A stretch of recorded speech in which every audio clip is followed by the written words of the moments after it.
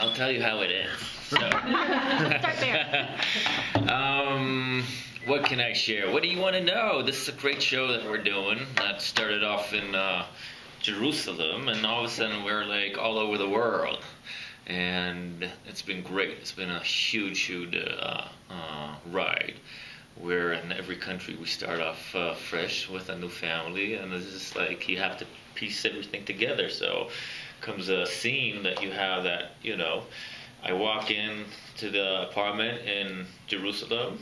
The interior is shot here in New Mexico, and I come out of the apartment in Croatia. And there's the magic of TV. How does your character's style of being a detective differ from? Well, I'm very Israeli, and I think, and what I mean by that, he's a bit of a loose cannon, a maverick. He does the stuff his way. He doesn't abide to any rules, but they appreciate him, and he does a good job. So that's why he stays, and that's why I don't have a partner until Jason comes in. And I think the style, and I think what we have in the show an opportunity to do is to introduce to the American audience Israeli character, which hasn't been done before in this way. And I think Tim and Gideon really gave me a pretty good play of colors to play with and to bring in a lot of my life. And a lot, I grew up in Jerusalem. I grew up actually not too far from Gideon. I jumped down the block. And a bit of my experience into that, and not bring a caricature of this character or like a just bring the real thing. And like we always kind of like brainstorm about how this would be the reality. And so I think a bit more like in your face, kind of wear his heart on his sleeve. He speaks his mind. He doesn't really trying to be politically correct. He's just, and I think that contrast between Peter and me is going to be really interesting. Is your character aware of any past relationship between Peter and Lynn? No, not really. I just don't like the guy. Like I hate him. I don't know what he's doing. He's pushing into like on this case, and then we find ourselves as partners, and I get to know him as we go, but and I don't trust anybody, and that's my thing, and I follow my hunch, and here comes this guy with these crazy ideas, this like American dude who's like out of his element and in my turf, so that breeds a lot of like conflict, but he turns out to be a okay guy. Can you tell us about the path that led to this role for you as an actor? Well, I met Giddy years back, and then he called me in to do something on Prisoners of War. It's a show that he's done, and then this thing came up, and I did my thing, and they loved it, and then we started talking about it, and we did it again and again and again until they said, "All right, you're the guy." I was like, "Okay, sounds good." So, I think it's a huge opportunity, and I'm really grateful to be a part of this big project, and it's as fun as it gets. What drives a character like your character? I mean, it seems like he's kind of motivated in an unusual way beyond just procedure in his job. Well, I think, being in Jerusalem, in a place that it has so much tension, and, be it religious, and people are taking it being a spiritual place, I'm pretty demystified. I've seen it all. I've seen people coming in and out and thinking, they're about to see the second coming, and they're about to see this or that, but you just work and you see that everybody's crazy. So anybody that comes in with these notions, you're kind of like the older guy in the class who's been around. And I try to constantly bring that crazy thing into reality, into like the nuts and bolts of what it is. And I think that's kind of like what drives me all the time, to kind of like break it down. Don't be caught with the magic of it all. The magic of these 2,000-year-old like stones and stories and like Indiana Jones, whatever paraphernalia that you hope to find. So I think in some way this is almost the sane voice, the kind of like the more. But life is full of surprises, even to those people who think know a lot.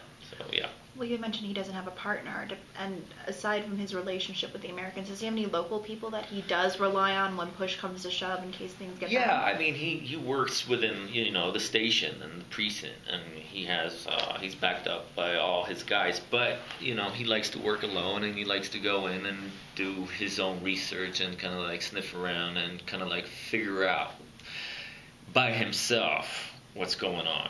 And if he has some guy that he works with that he tells him, he gives him whatever work that needs to be done. But he's like a mad professor, he likes to work it out by himself. Is there any change in his ideas about these stories that through the course of the show? Yeah, absolutely. I mean, it's that clash between, the pragmatism of my character and Peter's. Just like, I don't want to I'm trying to say things without giving away anything. Between Peter's, idea of the story. And slowly but surely, it's a pendulum constantly. But definitely, he opens me up to different things, and there's always an element where somebody new comes to town, and it's like, I don't know if you have visitors. When you got visitors coming home, and you get to show them around wherever you are, wherever you live, and then you start seeing things through their eyes again. So I think in that respect, kind of like Peter opens my eyes a little bit to a reality that I was like, pigeonholed and seeing. There's a really cool promo image we were shown with your character on the stairs. Uh-huh. Can you talk about that location? I don't know this picture. Let me see. Because we were all admiring it. It's very cool looking. Yeah. This is a great chase scene. This is one of the hardest chases scenes that we have. It goes from the staircase to outside to just like, I think the guy I was chasing broke his rib. Well, we shot that. So we're constantly following up on leads, and you don't know if that lead is going to pan out to be just a dud or something tangible. And you're in a maze, you're just like walking in. It's kind of like getting the scripts. Giddy and Tim have this way of working where they didn't give us the full story before. We just get it as we go. So when you're acting, you kind of like, you don't know where this is going, so it affects your choices. But I think it puts like a certain reality element to us, for us actors to work with. So this is one of those chases where we think we're going to get somewhere. I'm not going to tell you if we did or we didn't, but I was working with Jason. He seems like he's kind of an energized guy. He's great. I'm so thankful to work with Jason. And I'll tell you a story about the way he works that kind of like encapsulates how I feel. He has a boombox on the set, and tunes come out of that boombox all day, every day, all the time, except for when we actually shoot. But the minute it says cut, the music comes back up. And one time I went up to him and I said, "What's up with the music, man? I like it, but what's up with that?" And he goes, "What we do, we got to maintain like this childlike quality and just be in that zone where it's happy, and you don't want set to be stressful, and you don't want to let that get to you. So he just plays the music, and we're just grooving, and then we're constantly in that good place where you can be created from." And I think I'm going to take that with me wherever I go, like in my next jobs. And he's very educated in filmmaking, you know, and just like in the business, and he's a kind partner. It's just like it's been really. We took him in. My family was here for 3 months with my 2 kids. He was like our 3rd kid. We had dinners every night. We play sports together. He's been babysitting my kids. So our relationship really transcends this just the work, and it's been really, really a gift to have him. Any culture shock working here as an actor versus working back home for you? Well, I think here the setup is much more, solid. And what I mean by that is that everything is bigger, everything is smoother, and everything has more money, so there's more possibilities. And I think, this industry has been going on for a hell of a lot longer than it is in Israel, so, I mean, it's pretty evident pretty much in every department. But, we have an Israeli DP, we have an Israeli director, so it mashes really good. And I think you wouldn't know, you wouldn't tell the difference when you see the show, what's been shot where. But it's been really good here, really, really good. What kind of action sequences have you had to do? Or what can you teach about the training you've had to do? I want to say, what action sequences didn't I have to do? I had to jump from buildings. I had to run through the Jerusalem market, which is in the old city, for a whole day, where, talk about the difference between working in the States and Israel. In Israel, especially in the old city in Jerusalem, everybody thinks he's the director. You got shop owners going, no, I wouldn't run like that. No, I wouldn't say that. Everybody chips in. You finish a thing up, good. That wasn't, not so great. So, so that experience of like working in an environment that doesn't necessarily welcome you and thinks that, oh my God, this is so cool, you guys are shooting. On the contrary, it's like, you guys get the fuck out of here.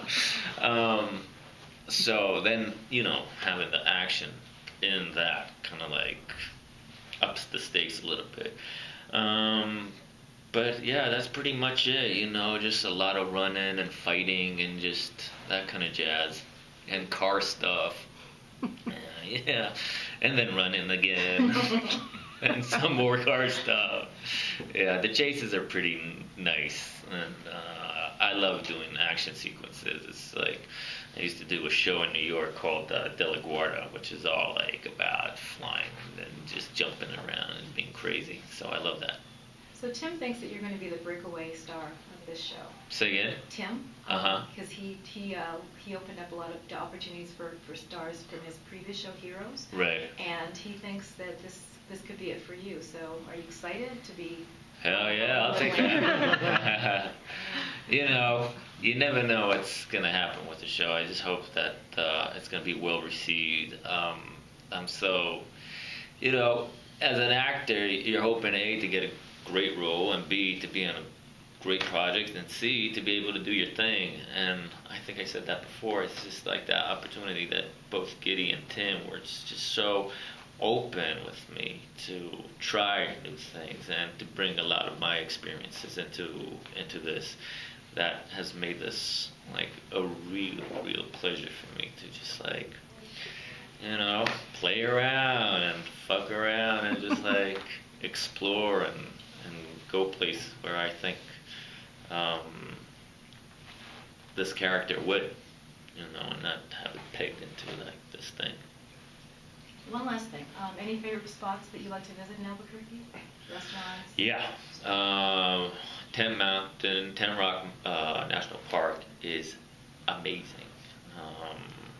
It's just, I love the skies here. You know what? It's just like, it's been every other day I sit out, go out at the stage or at home, and I'll watch the sunset. It's just, you don't get to see. I don't know where you guys are. You from LA? So you don't, you see it there. Yeah. And here it's all open, and it's just like, and there's something about the desert, and I'm from Jerusalem, which is the outskirt of the desert. It's just like something about this cool that's kind of like you can have a conversation with the world. So I think it's pretty nifty. I worked here about 8 years ago. I did a movie here, and it was all right. But now it has changed. It has grown, and I'm here for 3 months, So it's a pretty longer experience to enjoy all the different things that I can from New Mexico.